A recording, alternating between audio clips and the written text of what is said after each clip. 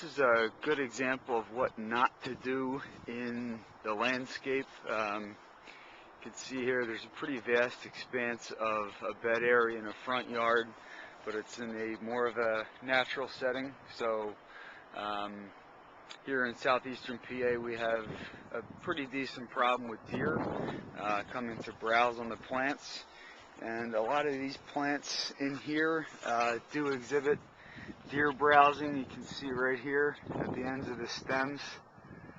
So we can focus in right, that's an example of a deer browse.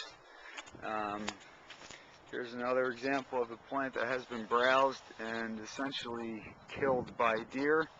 There's 1, 2, 3, almost 4, 5. This is a great example of deer browsing. You can see right here the kind of grayish brown. It almost looks like a really poorly cut branch, but you can see the kind of the rugged edge of the stems of the plants, and the deer just went to town here. Here's another one here, and basically the way that this landscape should have looked is if the right plants were planted here, deer-resistant plants. All this should have been real nice and full, and at this point in the season, with the types of plants that were planted here, should have given the client nice color, a little bit more of an intimate feel in terms of privacy and aesthetics. But the types of plants that were selected here just aren't the right plants to use. The other good example here of what not to do is to always take a soil test. You can plant any plant you want in the right location, but if the soil is not right, if the pH is a little bit off, or if they're lacking nutrients, and you put the plant in, it exhibits some decline, or it just doesn't grow to the way it's supposed to grow.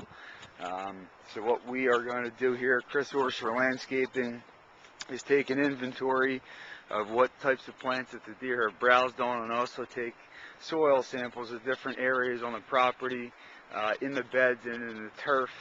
And we have an in-house soil testing system, so we will test that for the proper nutrients and the pH levels, and then suggest to the client what needs to be done in order to correct this. If there is any conditions in the soil that aren't optimal for plants, we would come in and amend the soil, and then come in and plant deer-resistant plants. So again, as you can see here at this point, the bed is just really looking bare and sparse, and that's because of the deer coming in and eating the plants. And as well, there might be some soil conditions here that really aren't ideal for the types of plants to be put in here. The other issue is that these big mature looking trees a lot of times suck up the nutrients that these smaller plants need to grow and thrive. So again, proper plant selection. You know, these bigger trees have some implications on the pH and the soil.